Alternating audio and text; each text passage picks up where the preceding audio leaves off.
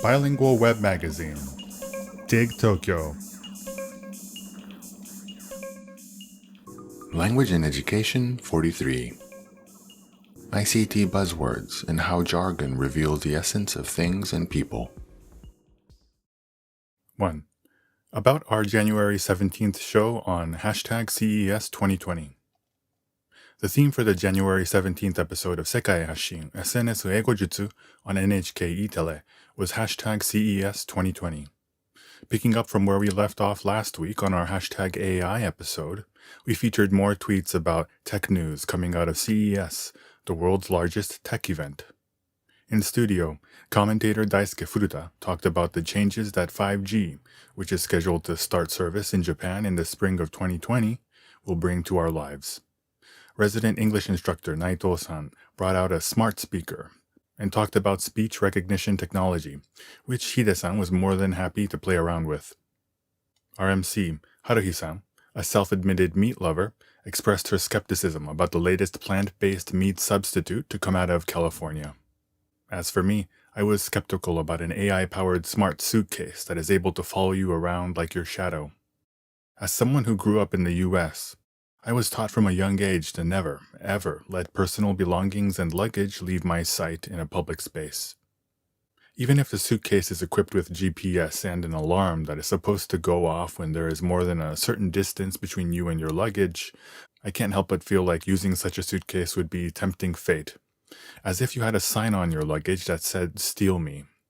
And taking a step back, how disconcerting is the idea of an AI-equipped product being able to tail you so closely? Those like me who are skeptical about new tech are what are called late adopters. Naturally, our focus was on new, cutting-edge technologies. As a result, the English vocabulary we looked at in this episode consisted of tech-related buzzwords. In this column, I would like to give a more thorough explanation of the English that we featured on the show. 2. Savoring alphabet soup. So many ICT-related proper nouns are commonly known in their abbreviated forms. CES, Consumer Electronics Show. AI, Artificial Intelligence. PC, Personal Computer. CPU, Central Processing Unit. RAM, Random Access Memory. USB, Universal Serial Bus. HDD, Hard Disk Drive. HTTP, Hypertext Transfer Protocol. LAN, Local Area Network. CD, Compact Disc. DVD, Digital Video Disc. ICT, Information and Communication Technology, is another one. Scientific, technical, explanatory terms endear themselves to the general public by reducing themselves to their initial letters. Abbreviations that are comprised of initial letters fall into one of two categories. Acronyms are pronounced as words, i.e. RAM or LAN. Acronyms outside of ICT include JAXA, Japan Aerospace Exploration Agency, and NATO, North Atlantic Treaty Organization. When each initial letter is pronounced separately, that abbreviation is called an initialism. Initialisms include AI, CPU, USB, and, of course, IT and ICT. Outside of ICT, terms like FBI, CIA, NHK, and BBC are initialisms. As Furuta-san said at the top of the program, CES is an initialism, not an acronym. The same goes for VIP, which Japanese people love to pronounce VIP, rhymes with RIP. AV is another initialism, usually short for audio-visual or audio/video. In Japan, many men would recognize AV as an abbreviation for adult video, but in the US, adult videos are usually known as porn. The AV we talked about on the show was short for autonomous vehicle. If you are unclear about what AV you are talking about, it can lead to some unfortunate misunderstandings. The more abbreviations are used in everyday conversation, the more confusing things get. What's more, being aware of whether an abbreviation is an acronym or an initialism can either make you look completely with the times or totally behind them. Sentences and explanations, whose meaning is difficult to discern due to the heavy use of such abbreviations, are referred to in English as alphabet soup. Acronyms are used to make the concepts and products coming out of the ICT industry easier to swallow for the general consumer. But unlike Campbell's famous chicken alphabet soup, which is great for when you're feeling under the weather, linguistic alphabet soup can cause confusion and disorientation. In the digital age, the prevalence of acronyms has become a concern not only for English learners, but with English natives as well. 3. The field of ICT is littered with jargon. In Language and Ensembles 43, I wrote about how adjectives like cutting edge and innovative are thrown about haphazardly in marketing and tech-related copy. At one time or another, you may have asked yourself about what it actually means to be the latest, or exactly what makes something cutting edge, and what company is going to admit that their product is anything less than innovative. Overuse of these terms have rendered them almost meaningless, except in that they seem to indicate what products or brands to stay away from. After all, cutting edge implies that a product is unrefined and that its effects in a real-world setting have not really been truly examined or experienced and are most certainly not understood. This type of hyperbole is almost always used in conjunction with jargon. ICT jargon includes words like cloud, cookie, and firewall, which mean completely different things in the real world as they do in tech-savvy settings. The aforementioned alphabet soup acronyms also fall into ICT jargon. Autonomous vehicle is another jargon expression in the sense that it is often used interchangeably with similar terms like self-driving car and driverless, but it is extremely important to be able to recognize the difference in these terms. Autonomous means having the freedom to act independently, or, in the case of autonomous cars, a device capable of operating without direct human control. In other words, autonomous is a term that describes the functionality of an AI-equipped car. Self-driving, on the other hand, emphasizes the without direct human control aspect. It is based on the premise that up until now, most machines and robots required human intervention. Finally, driverless implies that there is no driver. But technically speaking, the driving is being done by an AI. Additional terms like semi-autonomous, partially self-driving, and driver assist feature only make things more confusing. Elon Musk's Tesla Motors equips its cars with its proprietary technology, Tesla Autopilot. But autopilot is traditionally used in reference to airplanes, not cars. And unlike the auto and autonomous, both autopilot and Tesla Autopilot are pilot/driver assist features, meaning that a human must be present and alert, ready to take control of the wheel or the yoke at any time. If you let words like this mislead you, you could inadvertently relinquish control to an AI that is not equipped to take full control in the first place. This is precisely the lesson we should take from the fatal Tesla crashes in recent years. 4. What we can learn from jargon. Words are a matter of life and death.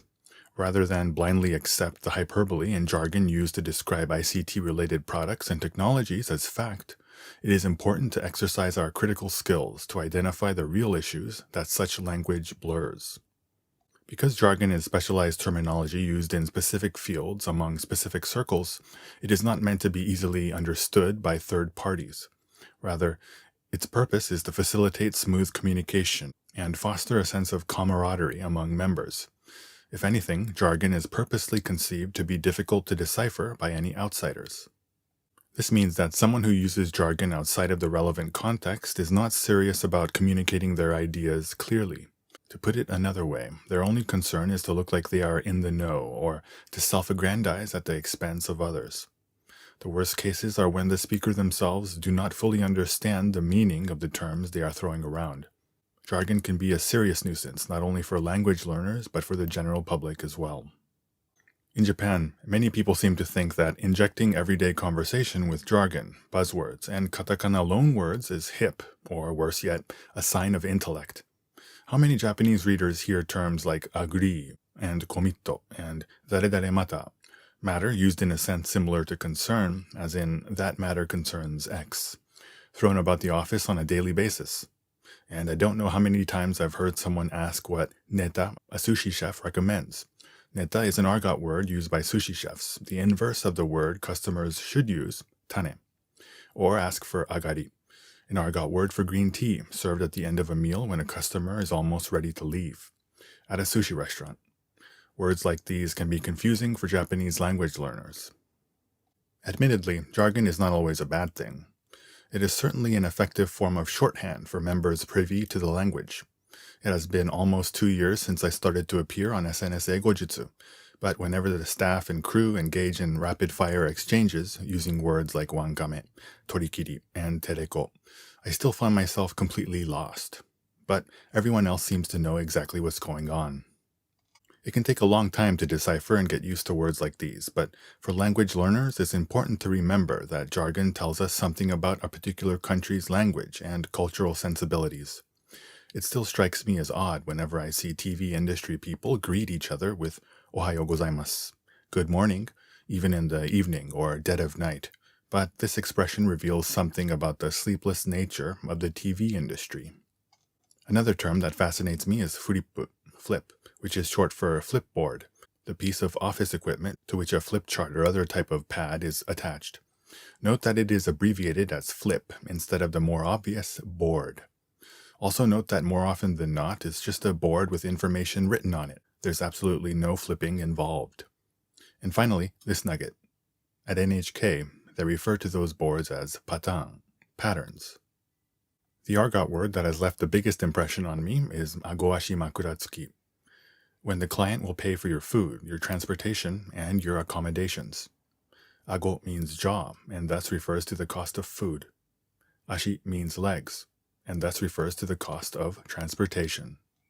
Makura means pillow, and thus refers to the cost of accommodations. Originally used among traditional Japanese storytellers, the term is definitely Edo chic. Historically, people would only receive limited exposure to jargon outside of their field of expertise. But this has changed dramatically with the advent of the digital age. As I have shown in this column, ICT industry buzzwords and jargon have become a part of everyday conversation for all of us. For the generation growing up today, many of these terms become familiar to them in the context of ICT, and it is only later that they learn about what the words originally meant. For them, gram is a shortened form of Instagram rather than a metric unit of measurement. Tag is something you do with photos, not a game you play on school playgrounds. Given the times we live in, it's essential that we recognize jargon as jargon in order to communicate effectively and accurately with others. And as my autonomous car example demonstrates, breaking down the jumbled mess of jargon allows us to see the problems and challenges inherent in the technology around us. For language learners, jargon can be an important teacher. Language and Education 43. ICT Buzzwords and how jargon reveals the essence of things and people.